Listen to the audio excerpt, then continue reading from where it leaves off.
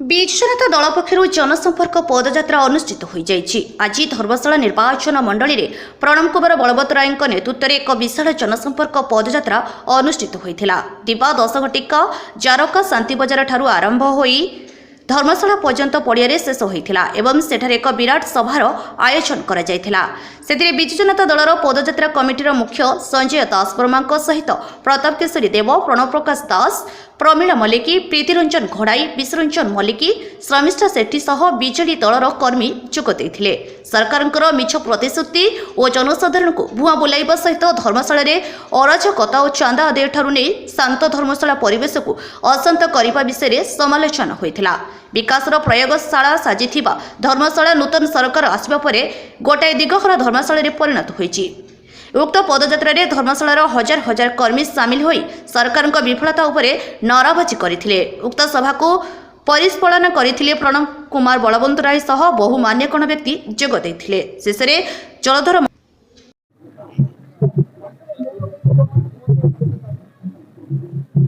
ପୂର୍ବତନ ମୁଖ୍ୟମନ୍ତ୍ରୀ ନବୀନ ପଟ୍ଟନାୟକ ଆମର ସାରା ରାଜ୍ୟରେ ପଦଯାତ୍ରା କାର୍ଯ୍ୟକ୍ରମ ଚାଲିଛି। ସେହି ଆଧାରରେ ଆଜି ଧର୍ମଶାଳା ନିର୍ବାଚନ ମଣ୍ଡଳୀରେ ପଦଯାତ୍ରା ଅନୁଷ୍ଠିତ ହୋଇଛି।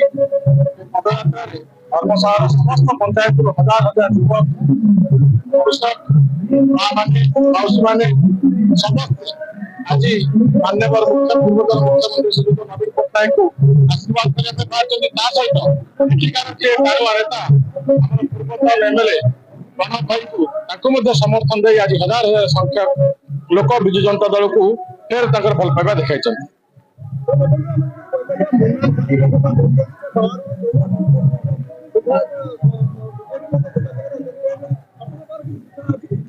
ନିଶ୍ଚିତ ଭାବରେ ମୁନ୍ନା ଭାଇ ଯୋଉ କଥା କହିଛନ୍ତି ଯେ ବହୁତ ଲୋକ ଦଳରେ ଅସନ୍ତୋଷ ପ୍ରକାଶ କରିଛନ୍ତି।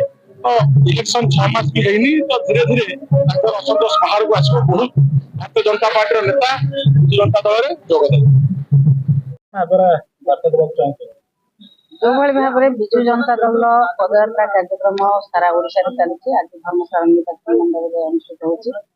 ଆମେ ଲୋକଙ୍କ ପାଖକୁ ଯାଉଛୁ, ଲୋକଙ୍କ ଭଲ ମନ୍ଦ ବୁଝା ହଉଛି ଏବଂ ଯୋଉଭଳି ଭାବରେ କାମ ଆମର ପ୍ରିୟ ପୂର୍ବତନ ମୁଖ୍ୟମନ୍ତ୍ରୀ ନବୀନ ପଟ୍ଟନାୟକ କରିଥିଲେ, ବିଜୁ ଜନତା ଦଳ ସମୟରେ ଯୋଉ କାମ ହେଇଥିଲା, ଲୋକମାନେ ଏବେ ସେ ସବୁ କଥାରୁ ବଞ୍ଚିତ ହଉଛନ୍ତି। ବିଭିନ୍ନ ପ୍ରକାର ବିଜେପି ଗଭର୍ଣ୍ଣମେଣ୍ଟରେ ଲୋକଙ୍କୁ କିଭଳି ଭାବରେ ହଇରାଣ କରାଯାଉଛି, ସ୍କିମର ନାଁ ବଦଳେଇ, ରଙ୍ଗ ବଦଳେଇକି, କିଭଳି ଭାବରେ ଯୋଜନାର ନାଁ ବଦଳେଇକି ବିଭିନ୍ନ ପ୍ରକାର କଥା କରାଯାଉଛି, ହଇରାଣ ହରକତ କିଭଳି ଭାବରେ ଲୋକମାନଙ୍କୁ କରାଯାଉଛି, ସେ କଥା ଆମେ ସାଧାରଣ ଲୋକଙ୍କୁ ମଧ୍ୟ ସୂଚାଇ ଦଉଛୁ।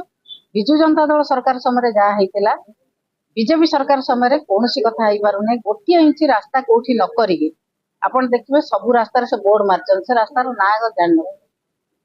ନବୀନ ପଟ୍ଟନାୟକ ସରକାରରେ ଯାହା ହେଇଥିଲା ସେଇ ସରକାରଙ୍କର କାର୍ଯ୍ୟକ୍ରମକୁ ନାଁ ବଦଳେଇବା, କର୍ମଚାରୀ ବଦଳେଇବା, ରଙ୍ଗ ବଦଳେଇବା, ଏ କଥା ଛଡା ବିଜେପି ସରକାର ଆଉ କୌଣସି କଥା କରୁନାହାନ୍ତି। ଲୋକଙ୍କୁ ଯୋଉ ମିଥ୍ୟା ପ୍ରତିଶ୍ରୁତି ଦେଇଥିଲେ ଯେ ଆମେ ସବୁ ପରିବର୍ତ୍ତନ କରିବୁ, ହଁ ସେ ପରିବର୍ତ୍ତନ ତ କରିଛନ୍ତି, କାରଣ 23 ବର୍ଷ ନବୀନ ପଟ୍ଟନାୟକ ସରକାରରେ ଯୋଉ କଥା ଘଟି ନଥିଲା, ଆମ୍ବ ଟାକୁଆ ଯାଉ ଖାଇବା ପାଇଁ ଯୋଉ ଇତିହାସ ରଚିଥିଲା ଓଡିଶା କଂଗ୍ରେସ ସମୟରେ, ସେଇ ଇତିହାସକୁ ସେ ପରିବର୍ତ୍ତନ କରିଛନ୍ତି। ପୁଣି ଲୋକଙ୍କୁ ଆମ୍ବ ଟାକୁଆ ଖୋଇକି ମାରିବାର ଦୃଷ୍ଟାନ୍ତ ସୃଷ୍ଟି କରିଛି ବିଜେପି ସରକାର। ଯୋଉଭଳି ଭାବରେ ମଦ ମୃତ୍ୟୁର ଅପବାଦ କେବେ ହେଇ ନଥିଲା, ସେ ଅପବାଦ ମଧ୍ୟ ବିଜେପି ସରକାର ମୁଣ୍ଡେଇଛି। ସାଧାରଣ ଲୋକଙ୍କୁ କିଭଳି ଭାବରେ ହଇରାଣ କରାଯାଇପାରେ, ଶୋଷଣ କରାଯାଇପାରେ, କିଭଳି ଭାବରେ ପ୍ରତିଶୋଧ ନିଆଯାଇପାରେ, ସେ କଥା ବିଜେପି ସରକାର କରୁଛି ବୋଲି ଆମେ ଲୋକଙ୍କୁ ସୂଚଉଛୁ। ବିଜୁ ଜନତା ଦଳ ସଂଗଠନ ଯୋଉଭଳି ଭାବରେ ଧର୍ମଶାଳାରେ ଅଛି, ଆହୁରି ସୁଦୃଢ କରିବା ପାଇଁ ଧର୍ମଶାଳାରେ ଆଜି ପଦଯାତ୍ରା କାର୍ଯ୍ୟକ୍ରମ ଆରମ୍ଭ ହେଇଛି। ତାପରେ ମେମ୍ବରସିପ ହବ।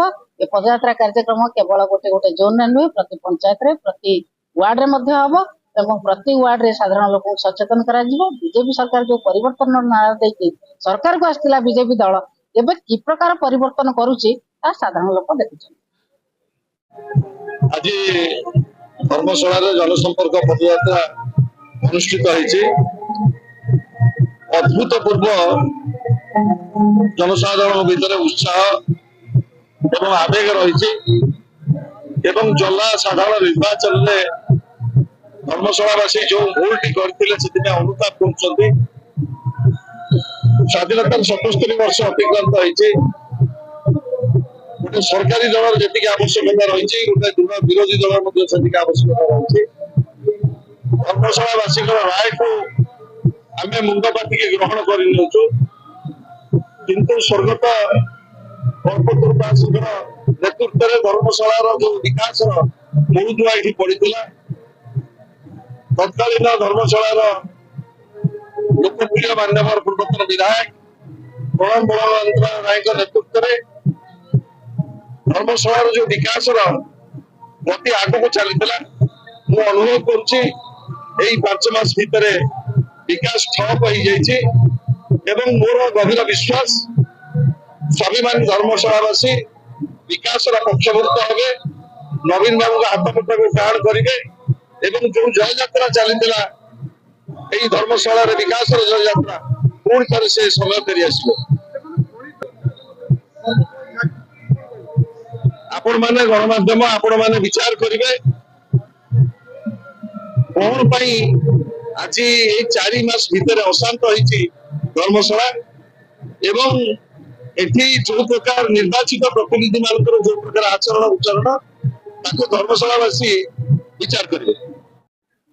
आज विजु जनता दल तरफରୁ ଧର୍ମଶାଳା ନିର୍ବାଚନ ମଣ୍ଡଳୀର जनसंपर्क पदयात्रा अनुष्ठित होता धर्मशाला हाट पड़िया हजार संख्या विजु बंधुगण विजु जनता दल धर्मशालावासी आज सामिल होते चली चली आसुच्च आज ये पहुंची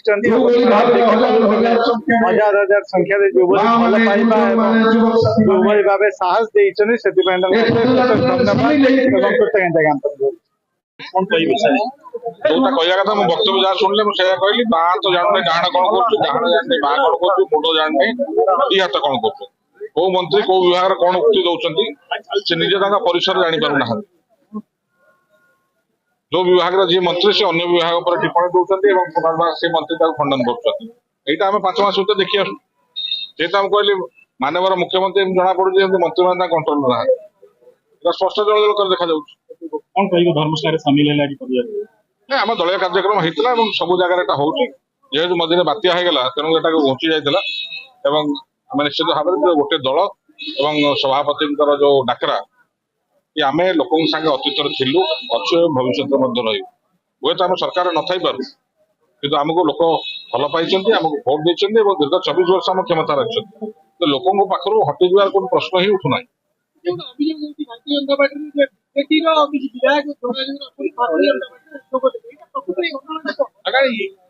बर्तमान इलेक्शन सरिया 5 मास 6 दिन कथा कह बाहुल्य नुह हाँ इलेक्शन पाखापाखि था कहते किए कड़े गला न गला बर्तमान जो विधायक एपट सेपट हम सभ्यपद रद्द हेनी तो यहाँ गोटा सब गोटा गणमाध्यम गोटा कहुए भारतीय जनता पार्टी भाषा जुमला ये जुमला भितर जातु नहीं वास्तवता हूँ लोक भोट देते विजु जनता दल को विरोधी दल बस मैंडेट देते भारतीय जनता पार्टी को सरकार करने मैंडेट सरकार को आसला आपण बर्तमान कौन केमी लोक साहाय्य करेंगे एवं ओडिशार प्रगति किभली भाव में आगू ने से विषय में स्पष्ट आगे अतीत कही आम गोटे शाणित विरोधी दल रोल रही जो आम देखू कि सरकार ओडिशा प्रगति लक्ष्य विचुक्ति होती निश्चित भाव में विजु जनता दल स्वर शाणित कर शेष में जलधर महांती धन्यवाद जणाइथिले।